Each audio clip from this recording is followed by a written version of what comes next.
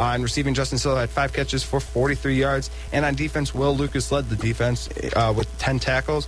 And quarterback Josh Johnson made the game-winning interception that sealed the deal for Purdue to go to a bowl or become bowl eligible and to win back the old Oaken Bucket. Thoughts on the game, guys? I was on the road to Champaign for the Illinois high school state games, so I was listening to Wazzy all the way down there. Becca, you were able to see it? Oh, yeah. I watched it here at Purdue. It was just great to see the football team play better and actually win. I mean, you knew IU was going to come out strong. I mean, they had not had a single Big Ten win, so, I mean, you knew they were going to play hard for this game. Right. Mike, were you able to, or were you... I was on my phone. You were I was all on my phone because I was sitting at an airport. Yeah, that's what I was thinking. You were coming back from... I kept it updating on my phone. I ran into, actually in Florida, getting ready to get on the plane, sitting in the terminal. This guy saw I was wearing my Purdue sweater, and he comes up to me and he's like, "So, you think Purdue's going to win by at least 30? Because he told me he was an IU alum. And he's like, "Yeah, you guys should just destroy us today." And no, that didn't exactly happen. Yeah. It wasn't destroying, but, Right. A win's a win, right? I mean, granted, I think IU's terrible. They were 1-10 at the time. Now 1-11, whatever. Probably the worst team in IU history. That's what a lot of people, the Indy Star newspaper was reporting that. Yeah, they were saying that. Just looking at the numbers, I mean, I didn't really say the Indiana stats, but total offense, they did have 354 yards, right around their average. I believe they average around 310. Right. So offensively, Indiana did what they usually do on any given Saturday. But Purdue's defense, I mean, I saw highlights on Big Ten Network and BigTenNetwork.com. Middle interior defense, Kawan Short, and he was kind of a no-show. Yeah. Which was kind of surprised me because they got a lot of runs. They ran all over us. Especially that... the whole first half, they were just running every time up the middle and everything. Right, especially the first wide half gaps. with Stephon Houston, who had that long 50-some-on run. Yeah. He averaged 18.4 yards a carry overall for the game. Which, surprised me. Well, it's Indiana coaching. But anyways, he only had 7 carries. Right. Yeah, why not run him? He seemed to be the one, creating all the offense. The guy's practically getting a first down every carry. Seriously. By the stats. I mean, looking at his stats, he had 7 carries for 129 yards, and like I said, the 152-yard touchdown run, he had to go up 7-0. Right. Just listening on the radio, it just kind of seemed like the Boilers came out to a slow start. They did. Which, has happened a lot this year. But luckily, we haven't seen this kind of effort where the Boilers are able to come back. Yeah, normally when they give up that first touchdown, it's usually... Right. A bad sign. Right. Yeah. I wanted to see more out of the offense, though. I mean, 508 yards is not good enough for you? Well, we didn't score enough. For 508 yards, the score should have been higher. Right. I mean, it was 4 field goals that came out of it. I think that we should have been able to score a lot more. I think, 2 rushing touchdowns and 1 passing touchdown by Turbush? Yeah. I mean, I think, especially with Indiana's defense, it's terrible. Yeah. Right. And this is the defense that gave up 82 points to Wisconsin. I mean, it's Wisconsin. We gave up 60 to them. But 62. Let's go. They have to score. Right. You mentioned the 4 field goals that we had to settle for. Carson Wiggs was named Big Ten Special Teams Player of the Week. He had the 4 field goals from 48, 43, 29, and 22. Huge field goals. Huge. Listen to that 48-yard attempt. I was cringing. I turned off the radio for a second to see, because, we all know what Carson Wiggs has been capable of. His accuracy has always been the question. Yeah, I was more worried from 22 than 48. That's true. That's true, too. Anything between 25 and 40, 20 and 40, that's kind of been the issue where we've seen his accuracy go bye-bye. Yeah. But it was good to see him, senior leadership come into the game. You need the points. Offense couldn't do it. Go 4 for 4 on special teams. All in all, I thought the team played well. We're going bowling. Hopefully. Exciting. All right? You get to hear this sound.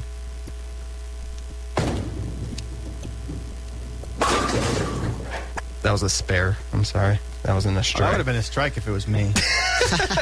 But that's nice. We are going bowling.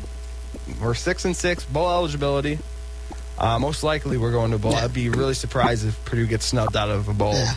I highly doubt it. Yeah, with the fan base, I'm pretty sure we got That too, and you look at Illinois, who we beat. They're below us, Yep. even though they're bowl eligible. Illinois so fell apart. They man. fell They apart. started off 6-0 too. That's why Zook's finished canned. 0-6. That's I think the first time that's ever happened. It was, in Division first I. time a team go 0-6 and then lose the next 6. And that's why Zook he gone. So right now the both scenarios are we have two options. What a lot of people are saying, we have two options: the Ticket City Bowl on January 2nd, 2012, versus either Iowa State or SMU, two very respectable programs. Yeah, especially MSU after that whole controversy back in the 80s. They never recovered since. They used to be a powerhouse, man. They're slowly. And they got that death. That's why I don't think the death penalty should ever be used, but that's for another time. Right.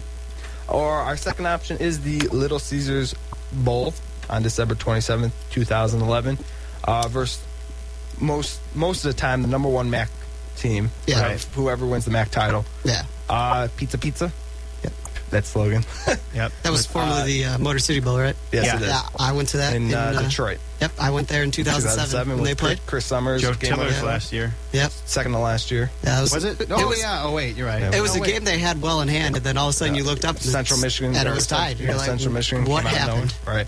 And the Ticket City Bowl is in Dallas, so a little warm weather. Danny Hope doesn't care where his team plays. Yeah, he as could long play in as- the desert. Yeah.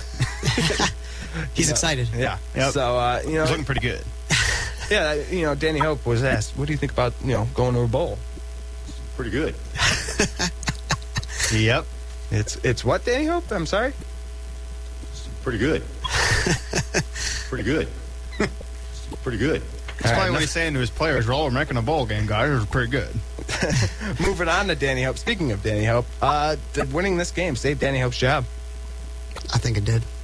I think his job was saved regardless. I don't think Burke. Really? Do you think Morgan Burke would have fired him? I think so.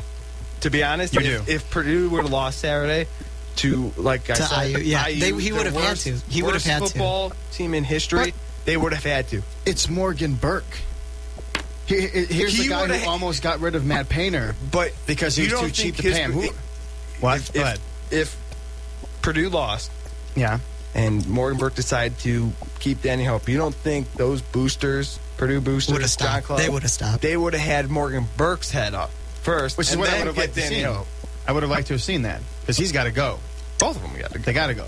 I mean, we have a terrible AD. He's he's got the boosters in his John Purdue club, and aside from renovating a basketball arena, I mean, He we're did not- that without any federal funds or government funds. That was all donations, and fundraising and everything, which is kind of impressive. He is the businessman that he says he is, but when it comes to these types of scenarios, Yeah. That's what I was saying. Scrap the Mackey project, and I told Mike about this. Scrap the Mackey project. Pay Urban Meyer $99 million. well, that's a little bit too late Oh, yeah, I know. because he is headed off to Ohio State. I understand that, but you see, at the beginning of this process, because Yeah. Meyer's been gone for a year, right? Yeah, he more just than Yeah, 2 years more ago. than, almost more than a year. Yeah. I was going to say Two seasons off, right? Two Yeah, seasons off, back yeah. in 09. Yeah. Could have hired him then with that $99 million. I like to see Kevin Sumlin come in here. From That's Houston. nice. From Houston, right? Yeah, my boy's former gone. former Purdue player. Yeah. Yeah. I was making a case for Rich Rod, but he's off at He's off to Arizona. now. Arizona. Yeah, Isn't that his alma mater? I think so. Yeah. Yeah. So We'll see. Danny Hope, yes, his job is safe with this team I going think so. 6-6, Depending how they being do it. bowl eligible. Even if they lose the bowl, Yeah. I think his job is safe. Now, if they get canned, though, see, and if we play a team like Iowa State, if we go to the Texas or the Ticket City Bowl Yeah. in Texas, In Texas, I mean, I don't know. I mean, if we get blasted, I mean, It's a bowl. it's a bowl bowl's game. a bowl, but first it's of all, bringing this in bowl- more money for the program. It's, Yeah. this is not the Rose Bowl, though. This is not like It's better Yeah. than what we've had the last 3 years. Yeah. which is next to nothing. And the thing is, what I think this, it sets the foundation now for Danny Hope. Yeah. To me, I don't. He has 3 years left on his contract. Besides, he does think he wants an extension. Yeah. FYI, he said that. But I mean, We'll get to that later. But I mean, right now he set a foundation where his next 3 years as a coach, he has to win 6 games. yeah, and I mean, now He can't become bowl eligible unless he has another season like last year where half the team is injured. yeah. Yeah. I mean, granted, I mean, if we win this bowl, at least he has, 7-6. that gives you an up in recruiting because then you have It does. something to say. Heck, I mean, Because that's what's our something that's recruiting been winning a hurt. bowl, huh? What's our recruiting status right now? You always- 30? 30? It's 30 on Rivals. It's 30 Yeah. for next year. No 4-star recruits though, but So a lot of 3-star recruits, but 30th ranked recruiting class is something. It's something we haven't seen for a couple decent quarterbacks coming in. I know we got Caleb Turbush for another 2 years. Yeah. 1 year. Oh God, and they're trying to get Marv to come back next year. It's like, please just go. To be Please honest, just go. I seriously doubt he'll get it 6 year. I doubt he will. He too. won't. Because of one. They one wouldn't of the give it Miami to game. our receiver. Won the Miami game. Yeah, well, that's BS. Yeah. To Keith Smith. Yeah, we got 'Cause, hosed. Chase Keenum got it, and Yeah. it was the same scenario as Yeah. Keith Smith. Yep. Only because Chase Keenum is throwing up record numbers in Houston. But I don't think the NCAA wants to deal with Marv, especially like you said with that Miami incident. Won the He's Miami linked thing, to it. and he's been able to play this whole season. He just doesn't. He just because- doesn't. He just not doesn't good. because he's not good. Or Danny Hope is set in stone on this, 2-quarterback system. Which, Oh my God! Seriously, if Well, he Mark is, took himself out of the game. We still don't know the reason why. I'm waiting to hear, reports on that. because Coach Hope's probably like, you're not looking really good, and then Marv's like, well, I'm out of here, and then he just left. Yeah, I he's don't like, know. Marv, you're not playing really good, but Caleb's, he's Pretty good. pretty good. He's Yeah, pretty Caleb's good. pretty good. Pretty good. Oh man. But I mean, we'll see. I mean, we got that. What's it? Appleby, right? Is that his name? Something Appleby. Yeah. I don't know. Yeah. Apple. Something Appleby. Yeah. Yeah. I mean, hey, they say he's Elite a 11 scrambling quarterback Elite 11 quarterback. who can actually throw, not like Rob Henry. Who What can about scramble. we still got Sean Robinson, right? Really? Really? He played against Ohio State. You're gonna bring that card out, the Sean Robinson card. Hey! He's from Niles, Illinois.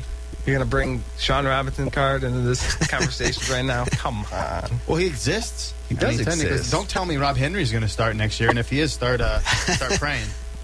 Unless somehow the guy miraculously improved his. It'll be interesting to see after this year who is the quarterback next year. That's true. Because Danny Hope couldn't decide this Especially year. if Marv gets back.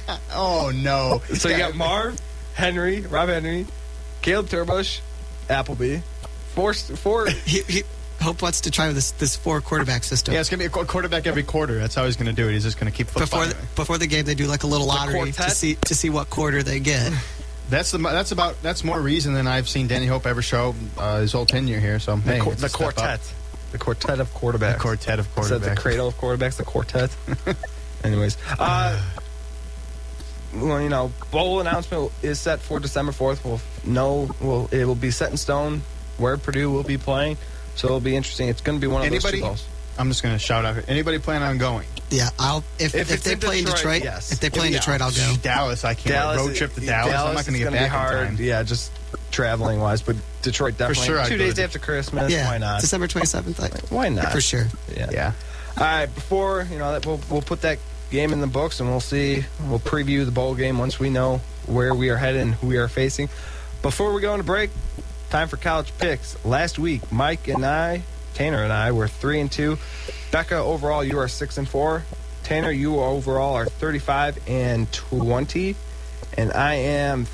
I got this flip-flopped. I am 35-20. Oh, Tanner, no. you are 32-23. Oh, come on. You were getting me all pumped up. I know, right? You're still leading. No, actually, you're not leading in that. Steve's pretty good. Yeah, she's pretty good. Anyways, first game up, the MAC championship. The only reason I put this in because Purdue could play one of these two teams, Ohio versus Northern Illinois.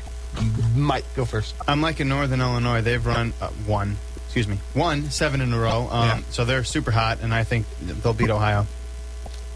Yeah, I'm going to take Northern Illinois, too, and I think it'd be nice to play Northern Illinois again, try and get that game back from a couple seasons ago when they... Yeah, was that last year, right? Sophomore. Yeah. No, 2 years ago? It's 2 years ago. 2 years ago. So I was at that game, too. Yeah, that was a rough game. It was. I'm going to go with the Huskies as well. I think they're going to be no match for Ohio. Second game, Pac-12 championship, first time ever, UCLA versus number 9, Oregon. Oregon's going to cream them. I mean, their running game is going to just... I don't know. Yeah. You might get some more 18.4 averaging per carry. Yeah. Oregon's going to trounce them. Yeah. Yeah, I agree. Oregon's going to win that one big. Oregon scores on average 46 points per game. No way UCLA has a chance in this one. Third game, ACC championship game, number 20, Clemson versus number 5, Virginia Tech. Virginia Tech has really only had one bad game, and ironically, it was the one against Clemson. I think they only scored like 3 points. I mean, they got wrecked. But look, they just came off a big win against the ranked opponent. Virginia was number 24, and they beat them 38-0. So I mean, VT is flying high.